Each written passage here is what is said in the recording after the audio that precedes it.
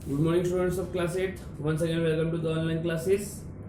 सो पिछले वीडियो में हमने एक्सरसाइज 8.1 खत्म कर दी थी, राइट। हमने कंपेयरिंग क्वांटिटीज चालू किया, उसमें हमने देखा रेशियो देखा, परसेंटेज देखा, राइट। ये सब हमने उसमें देखा। Now we are going to start the next topic. इसमें सब अलग अलग टाइप का है, सब टैक्स आ जाएगा, फिर percentage, increase percentage, decrease percentage, how to find discount percentage. Okay, so अगर मैं पहले बात करता हूँ डिस्काउंट, तो डिस्काउंट कैसे निकालते हैं मोस्टली सबको पता है। Discount is mark price minus sale price. ठीक है, मान लो आपका सेल प्राइस है 80 रुपीज और आपको आपका मार्क प्राइस है, मान लो आपका मार्क प्राइस है 70 रुपीज और सेल प्राइस है 60 रुपीज। अगर आपको डिस्काउंट फाइंड करने का बोले तो मार्क प्राइस 70 में से 60 को आपको माइनस कर देना है, यानी उसमें डिस्काउंट कितना मिला, तो 10 रुपीज का डिस्काउंट मिला। ठीक है, अगर यही डिस्काउंट परसेंटेज की बात करें तो जो डिस्काउंट है 10 रुपीज का डिस्काउंट जो मिला, उसमें से डिवाइड बाय टोटल करना है। टोटल यानी मार्क प्राइस 70, तो 10/70 इंटू मल्टीप्लाई बाय आपको 100 कर देना है। ठीक है, तो ये हो गया हमारा discount percentage. Same way profit percentage find करना हो तो profit divided by cost price into 100। Cost price और सेलिंग प्राइस आपको पता होगा, ठीक है। कॉस्ट प्राइस हम जो बाय करते हैं और सेलिंग प्राइस जो उससे बाय करते हैं वो कॉस्ट प्राइस बोलते हैं, और हम उसको वापस सोल्ड करेंगे वो हमें बोलेंगे सेलिंग प्राइस। तो ये हो गया cost price and selling price. Same में जीएसटी का full form goods and service tax, and VAT का full form value added tax. Goods and service tax अभी जस्ट 2 और 3 इयर्स बैक हमारा रिन्यू हुआ है। 1 जुलाई को हमारा गुड्स एंड सर्विस टैक्स लागू हो गया था पूरे देश में। ठीक है, तो ये है कुछ, ये आपको लिख देना है कुछ टर्म्स है, ये आपको फाइंड करने के लिए काम आएगा। ठीक है, अब बच्चा डिस्काउंट, इंक्रीज इन परसेंटेज सब कैसे फाइंड करना है, तो वो जैसे जैसे आपकी समझ आएगा ना वैसे वैसे मैं सिखाते जाऊंगा, तो आपको इजीली पता चल जाएगा। ठीक है, so let us start the exercise.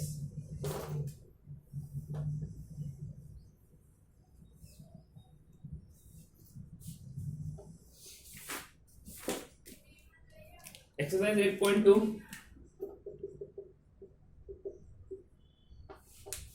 Question 1। मैं पूरे क्वेश्चंस नहीं लिख रहा हूं, कुछ कुछ चीजें जो दी होगी वही लिखूंगा। A man got 10% increase in his salary.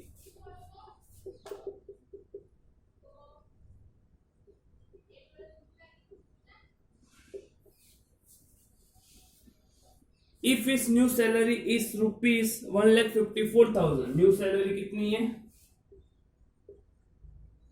Increase होके 1,54,000 हो गई है। ठीक है, find is original salary. We have to find original salary. ठीक है, सैलरी में इंक्रीज कितना हुआ है, 10%। सैलरी कितनी हुई, नई salary 1,54,000। We have to find original salary. तो जो फाइंड करना है उसको मैं एक्स ले लेता हूं, हमें ओरिजिनल सैलरी फाइंड करना है। ठीक है, so let original salary be X. हमने ओरिजिनल सैलरी को एक्स ले लिया। अब देखो क्वेश्चन में ध्यान से पढ़ो, ओरिजिनल सैलरी फाइंड करनी है।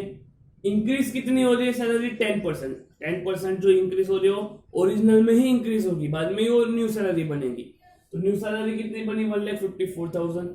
ठीक है, तो 10% इंक्रीज हो रहा है, तो वो इंक्रीज कितनी होगी वो देखते हैं। So now salary increases by 10%, which is equal to 10% से इंक्रीज हो रही है। 10% ऑफ किसका, 10% ऑफ ओरिजिनल सैलरी का, तो 10% ऑफ एक्स। ये कैसे निकालना होता है 10% ऑफ एक्स, तो इसको क्या करना है, जो परसेंटेज है उसको पहले हमने आगे देखा, 10% को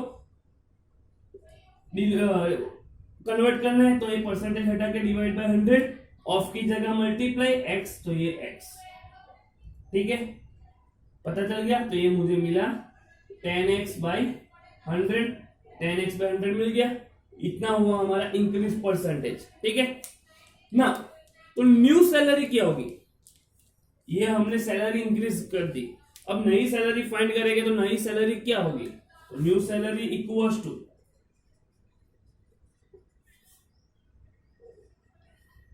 ओल्ड सैलरी, और you can write original salary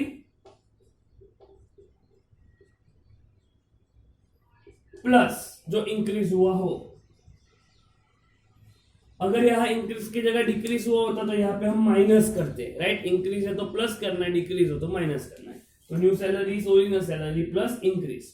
अब न्यू सैलरी हमें ऑलरेडी दी है, ठीक है, तो ये होगा 1,54,000 इक्वल्स टू ओरिजिनल सैलरी कितनी है, ओरिजिनल सैलरी हमारी x है, हमने x ली है, प्लस इंक्रीज कितना हुआ है, तो ये रहा 10x by 100। Clear.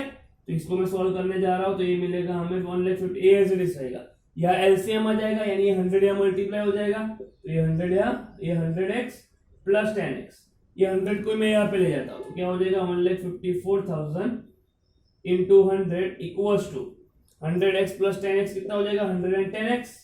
We have to find x, तो ये हो जाएगा x इक्वल्स टू, ये तो एज इट इज रहेगा, यानी ये जो दो जीरो यहाँ आ जाएगी, तो 1,54,000 और ये दो जीरो डिवाइडेड बाई ये 110 नीचे आ जाएगा, ठीक है। यहाँ पे एक जीरो कट हो जाएगा।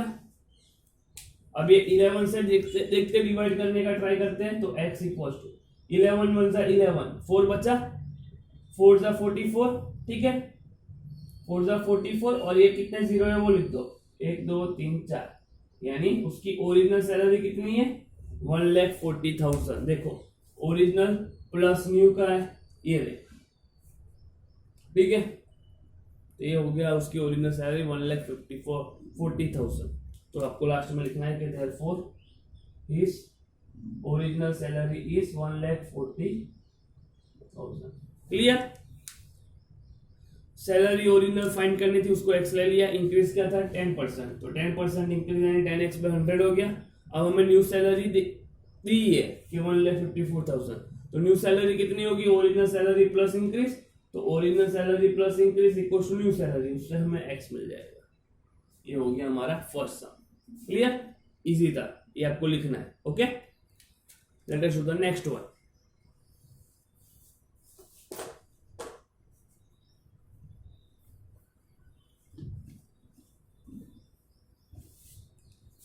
Question 2. On Sunday, 850 people went to zoo. On Monday, only 169 people went. What is the percentage decrease in people visiting the zoo on Monday? Okay. Sunday को कितने people zoo में जा रहे हैं? 845. Monday को 169. हमें क्या फाइंड करना है, डिक्रीज परसेंटेज।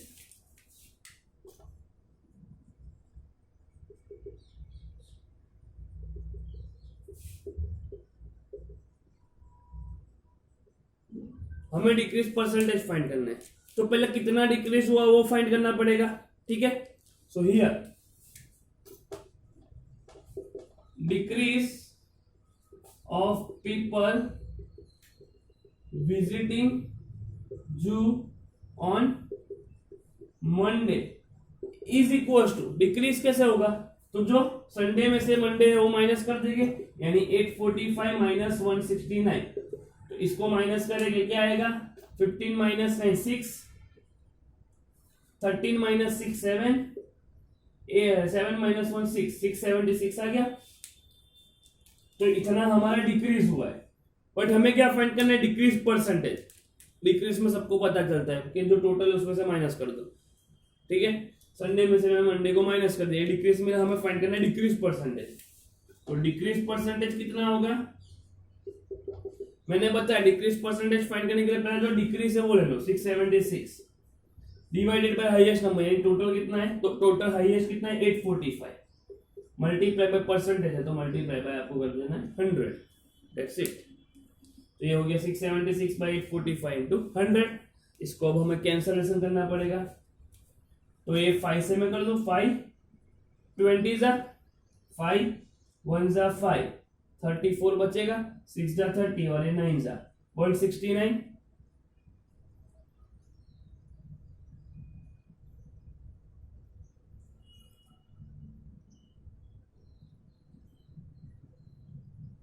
ये 13 से होता है कि नहीं देखते, क्योंकि 13 से 169 होता है, ठीक है। जस्ट अ मिनट, 169 यहाँ पे 6 है,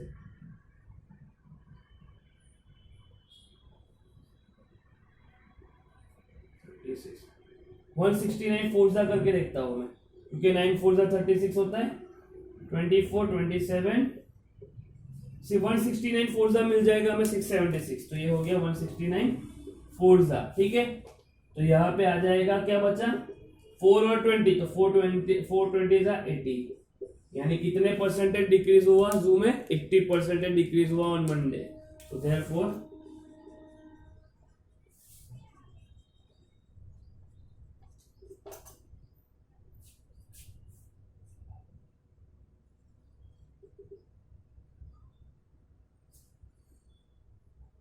so there is 80% decrease of people visiting zoo on Monday. So first you have to find decrease, then you have to find decrease percentage. Decrease तो टोटल में से माइनस कर दो, संडे में से मंडे को माइनस कर दिया तो डिक्रीज मिल गया। डिक्रीज परसेंटेज, जो डिक्रीज है उसको डिवाइड बाय संडे कर दो, मल्टीप्लाई बाय 100, ठीक है। तो डिक्रीज इन परसेंटेज ऑफ मिल जाएगा। Let us do next one.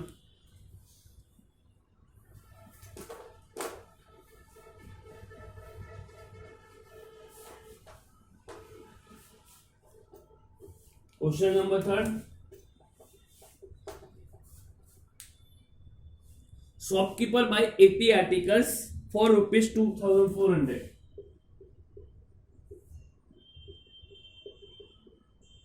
80 articles के इतने पैसे हैं, and sells them for profit of 16%। Profit percentage दिया हुआ है, इतने में वो सेल कर रहा है। Find the selling price of one article.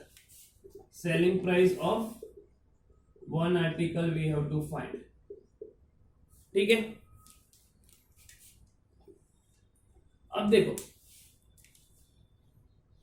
Shopkeeper 80 articles को कितने में बाय कर रहा है, 2400, यानी ये जो हमारा हुआ वो क्या हुआ, कॉस्ट प्राइस हुआ, ठीक है। प्रॉफिट परसेंटेज तो दिया हुआ ही है, और ये हमारा हुआ सेलिंग प्राइस। हमें फाइंड करना है वन आर्टिकल का।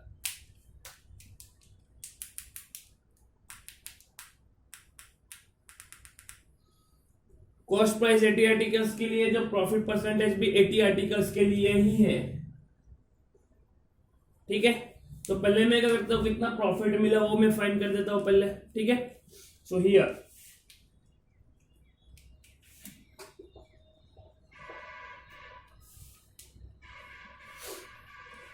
प्रॉफिट परसेंटेज कितना है, 16% ऑफ 2400 फाइंड करेंगे, जो कॉस्ट प्राइस है, ठीक है।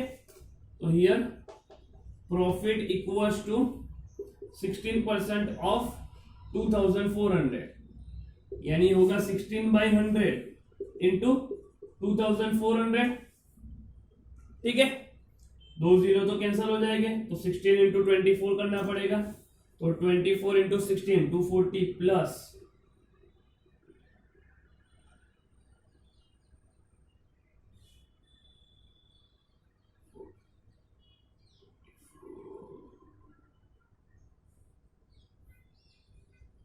144 और 240,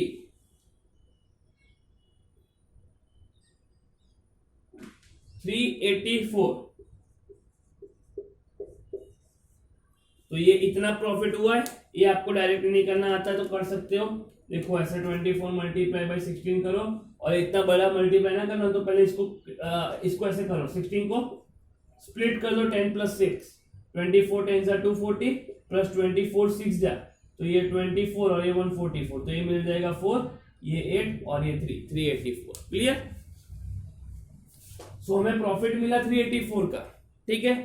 कॉस्ट प्राइस यहां पर दी गई है हमें, तो हम क्या पहले फाइंड करते हैं, सेलिंग प्राइस फाइंड कर देते हैं। तो selling price for 80 articles equals to, selling price कैसे फाइंड करते हैं, कॉस्ट प्राइस में प्लस प्रॉफिट को ऐड कर दो, ठीक है। Selling price is cost price plus profit, तो ये मिल जाएगा आपको 2400 प्लस प्रॉफिट है 384 का, तो ये हो जाएगा 4872, 2784 आपका हो गया selling price for 80 articles.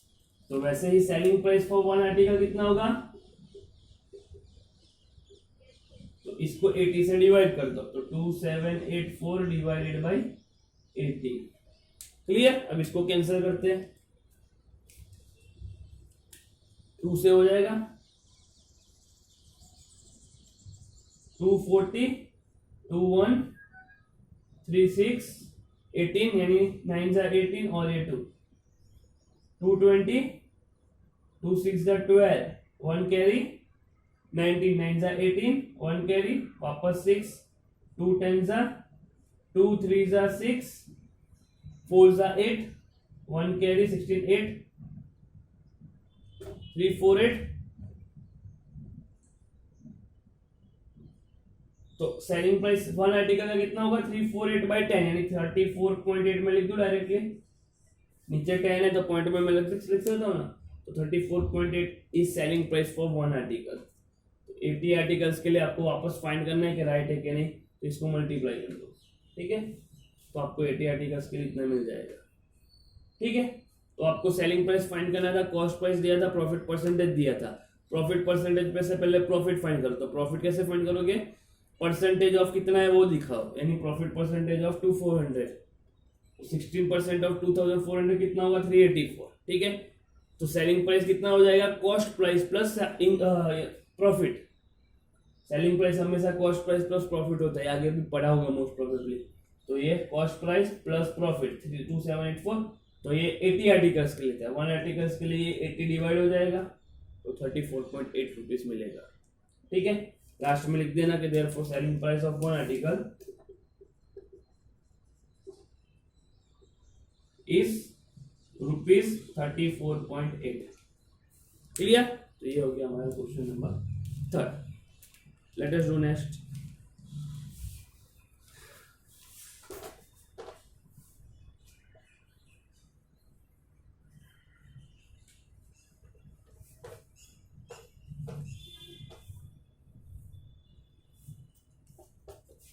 Fourth one,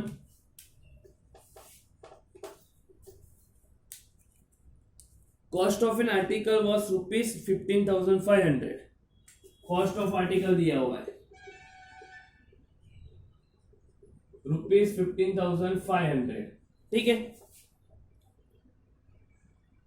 450 was spent on its repair।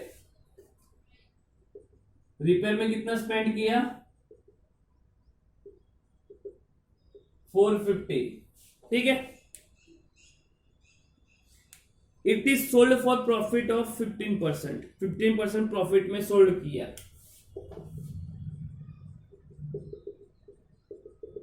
We have to find the selling price, SP we have to find, ठीक है।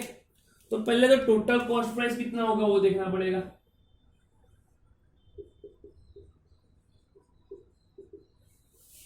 देखो कॉस्ट प्राइस हमें दिया हुआ है, कॉस्ट ऑफ आर्टिकल 15,500, उसमें वापस वो स्पेंड कर रहा है कितना 450 रुपीज रिपेयर में, तो टोटल कॉस्ट प्राइस यानी इसको ऐड करना पड़ेगा हमें।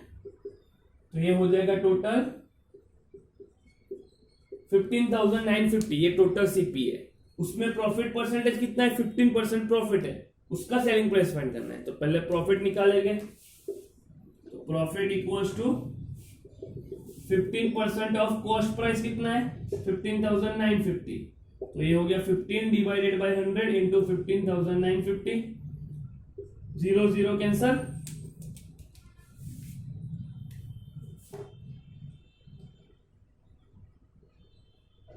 5 3 जा 5 2 जा, पॉइंट में आएगा आंसर।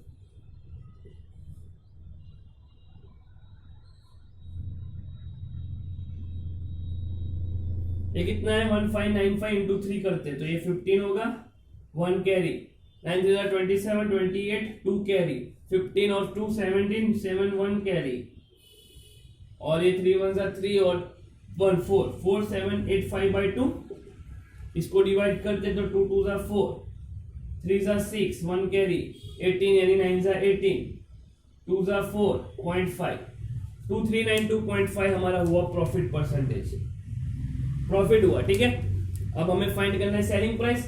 तो सेलिंग प्राइस कितनी होगी, cost price plus profit. Cost price कितना है 15,950 प्लस प्रॉफिट कितना है 2,392.5।